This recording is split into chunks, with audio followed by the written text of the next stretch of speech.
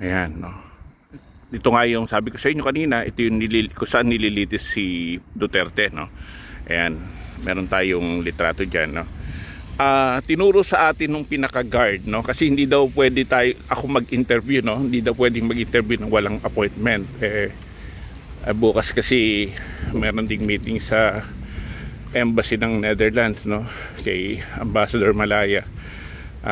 So dahil 7 oras, no, papuntang papunta rito galing ng Berlin, at 7 oras din ang pabalik, no? So halos na rin, no, may kalahating araw yung ginugol natin na oras para matuntun lang natin to, no. So ayan, puntahan na natin yung kulungan. Marami daw doon journalist, no. Hindi ko alam kung meron tayong mga kabarot na nasa Pilipinas na nandoon. So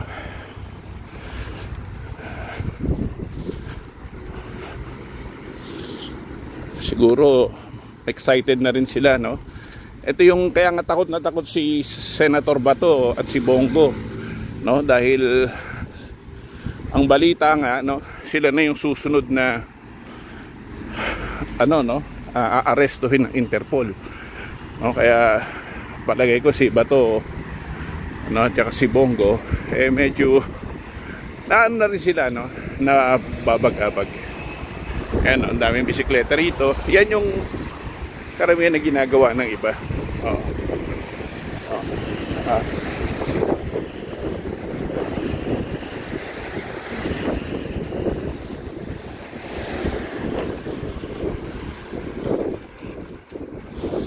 Mahangin din, no, malamig. Kung anong ininit ang Pilipinas, siyang nilamig dito, no.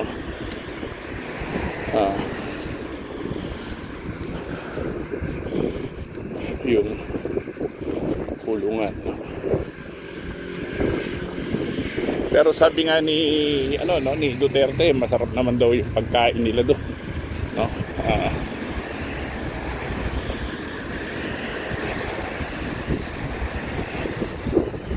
Hindi ko sure kung ito yan,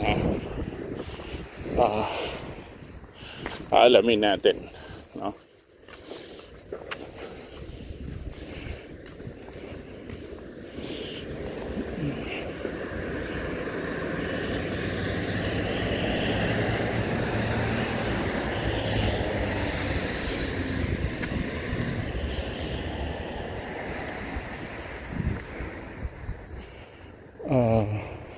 Okay. Yeah, hindi ko sure, let me check, no. Hanap tayo ng tamang tawiran. Hindi ka basta pwedeng tumawid, no. Nang baka masagasaan ka. Although walang clear na pedestrian lane, kapain na lang natin, no. Oo.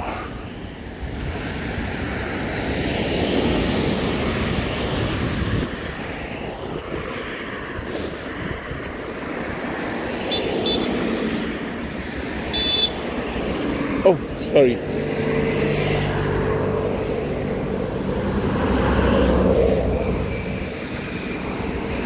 We'll try to walk. Facility.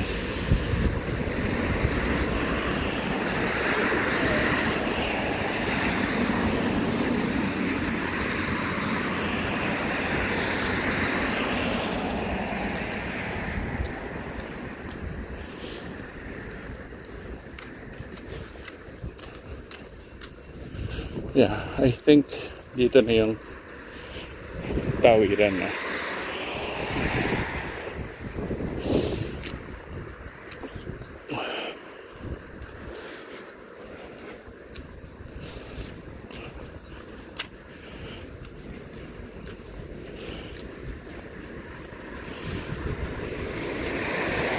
So, the jail facility, let's check it. Ito na nga yung tawiran.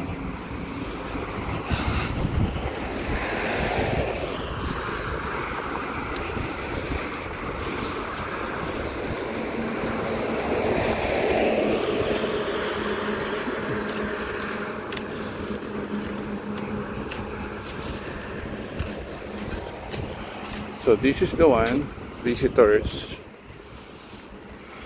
Okay.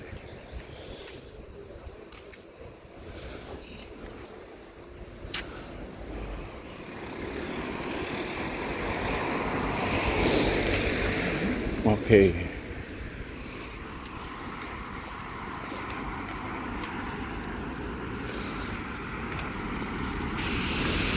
So I think itong area na to, no,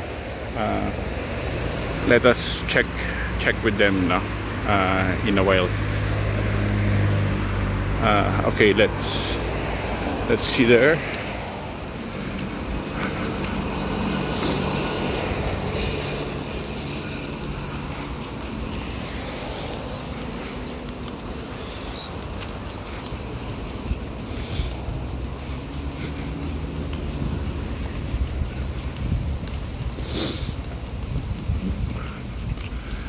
Medyo malamig. Please park in the... Okay.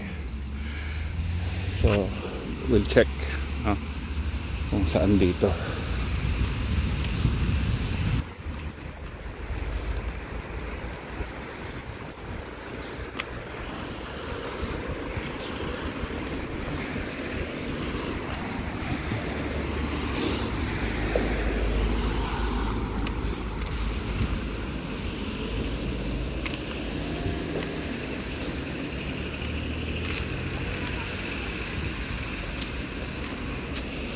Ayan, no?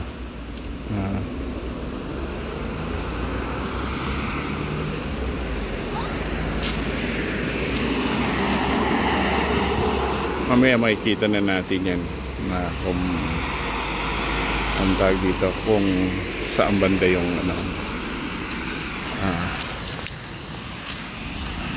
jail facility nila.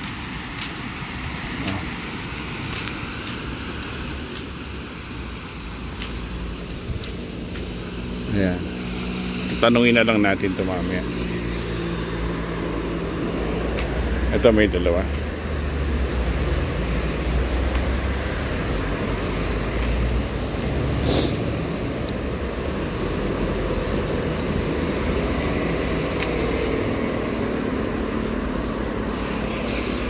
Okay. We'll check it here.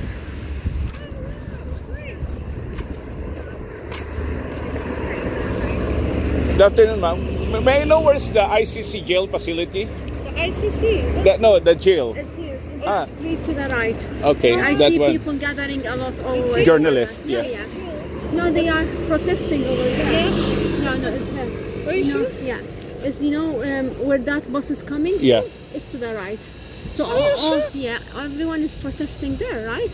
Are you for the protesting outside? No, I'm a journalist from the Philippines. Okay. Yeah, so I'm here to cover it. Because I also see a lot of people over there. Protesting, okay. Yeah, they said that it's around 500. The jail where all the prisoners. Okay, this one, yeah. The jail is a bit to the front, like by the traffic light, a bit further, second traffic light. So I have to cross the other. Yeah. Yeah. You just go straight ahead. Okay, it's on the right side, I suppose. No, it's on the left side. So I have But to. where the people are protesting is on this side. Okay, that's wonderful. Thank you very much, ma'am. You're welcome. You have a lovely country. Yeah, thank you. Except when you're in jail. But I know our president is enjoying the steak there. So We will walk in front of you. Then you just follow us. yeah, thank you very much, ma'am. So, ayan, no. Samahan nila ako. Akala nila ako yung kasama doon sa mga nagpo-protesta. Yung mga nagpo-protesta kasi hindi lang naman sa Pilipinas May mga binayaran daw di umano, no, ng China, no. Kundi itong mga sabi natin na mga mga panatiko, no. Kung titignan mo naman, no, kita mo yung nangyari sa Qatar. Buti pinatawad sila. Hindi ka pwede iisipin mo pa ba yung politiko kaysa sa pamilya mo, no? Makukulong ka, tatanggalan ka ng trabaho, no? Mga Duterte, bilyon-bilyon na yung pera niyan. Hindi yan yung pwede sabihin na kawawa yan, no? Yan yung nakakatungkot, no? Bilang Pilipino, natulungkot ako. Bilang mamahayag, nandito tayo para alamin ang katotohanan. Hindi yung puro, sabi nga natin, ito yung nakikita natin sa social media, no? Mali. Puro kasinungalingan, no? So ito yung isang bagay na hindi mo pagkakailangan ng bawat Pilipino na manonood o nanonood ng video, no? Dahil ito yung sabi nga natin, ano yung nangyayari dito, no? Pero masarap daw nga yung pagkain ni ni Duterte rito, no? Kaya siguro pag nag-reunion yan si Bato, si Bongo at si Duterte, mag-enjoy nila yan, no? Sarap ang pagkain, no? Kasi alam naman natin sa post na social media ni ni Duterte, kunyari kawawa siya, no? Ito pero ang kawawa, kung alamin natin, yung mga naulila, mga batang napatay, no? Yung mga sinangkot nila na wala namang kasalanan dahil lamang nagano ng kanilang boses, no? Pagtutol, no? Tungkol sa pagkaabuso ng nakaraang administrasyon, no? Wala na ang namin ko rin nakausap na having off the record, hindi na daw makakabalik si Duterte sa Pilipinas, na marahil dito na siya siguro, dito na siya mahatulan, o dito na siya sabi ng iba, baka dito na daw siya mamatay o masiraan ng bait dahil panahon niya, malayang malaya siya, no? Medyo malamig, kaya medyo lakas ng parang aking medyo sinisipon ng bahagya, pero trabaho, walang pwedeng humigil sa trabaho, walang pwedeng pumigil sa katotohanan. Kailangan malaman ng taong bayan, Pilipinas, ng buong mundo, ano may katotohanan. Kami tayong OFWs, mga immigrants na nasa Europa. Nakakalungkot hanggang ngayon, parang hindi pa rin nila alam, no? O nagbubulag-bulagan kung anong katotohanan, no? Ang haba, no? Layo nung pedestrian lane, na kaya ito na, napakabait nitong dalawang babae na willing na sabi nga gano'n, samahan ako, tuturo nila ko saan yung pinunta natin kanina, opisina yan. So ayan,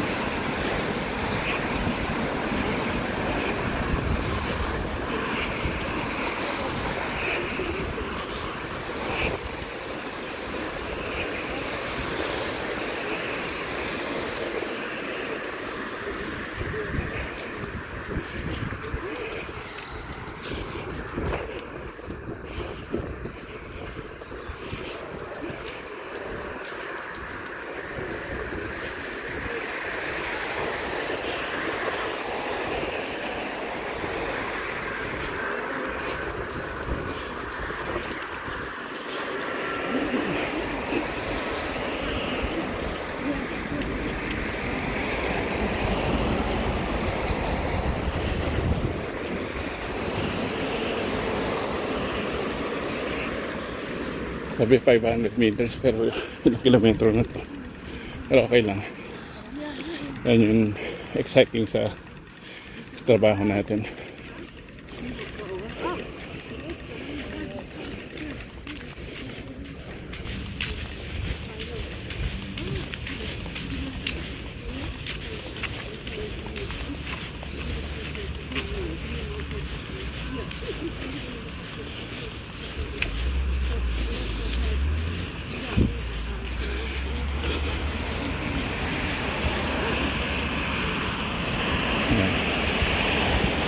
Ayun na siguro yung brown na bubong sa bandang kaliwa.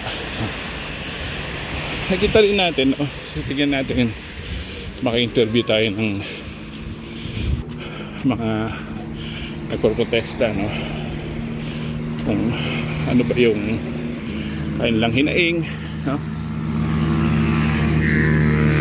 Ano ba yung kanilang sentimiento sa pagkakulong ni Duterte, no? Kasi marami nakakalungkot, nakakatuwa, siyempre rin. May ano pa, no, merong ang tawag dito, pakakawalan na daw si Duterte. Sabi nga ng mga nakausap ko, no, na taga rito, no, hindi na makakawala si Duterte rito. So hindi ko sa, o hindi natin sa sinasabi natin binibigyan ng ano, no, nga ng kawalan ng pag-asa yung sitwasyon niya, no? Pero ganun talaga batas to, hindi naman to Pilipinas, no? Ito yung International Court of Justice kung saan sila yung nagbibigay ng ano, no? Tumutulong para makamtan yung justisya sa mga dargabyado.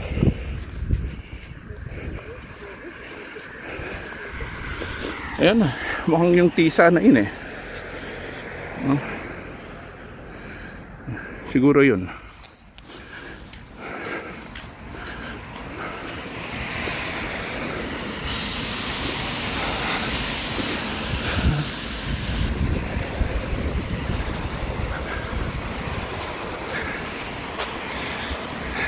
Bait nila. Hinihintay nila akong bilis sila maglakad, ha.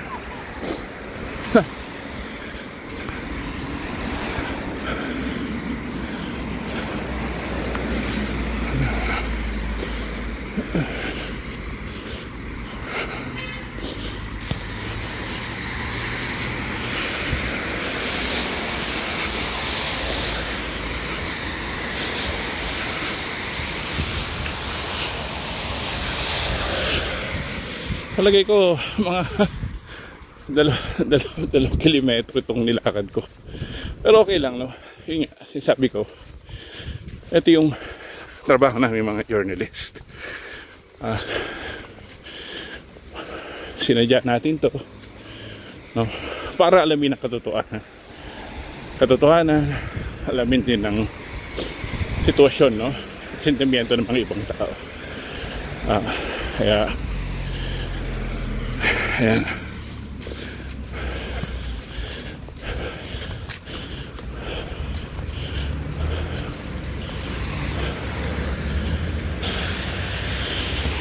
Galing, no? Yung daan nila, no?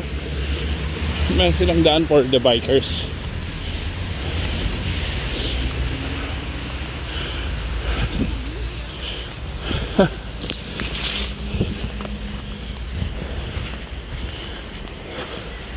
We are close. Oh, right. Yeah, there's a lot. There's something for us in there. Can't see them. Yeah. That's Okay. That's a group of people. Ma'am, thank you so much on behalf of the Filipino people. thank you. We're glad that, you know, you also call for justice. That's what Netherlands has been known for, to be fair. And Thank you, and you all the best. Yeah, thank for you, your ma'am. country. Thank you, ma'am. God bless. best. God bless. Can I cross on this side or should I join you? Okay. Yeah. Thank you. They will be right in front of you. Yan. Yeah, that's for the bikes. Yeah, this one too. Yeah. That is one thing that I'm amazed about the Netherlands. The bike friendly. Yeah. Yeah, and of course the ESG, the sustainable mobility, which we have to learn a lot from you. Yeah. Well, we will probably You try. also have a beautiful country. You should visit. I can give you my WhatsApp if you want to contact me. Oh, Yes, that's nice. yeah. Can I have your country? Yeah. Do you have a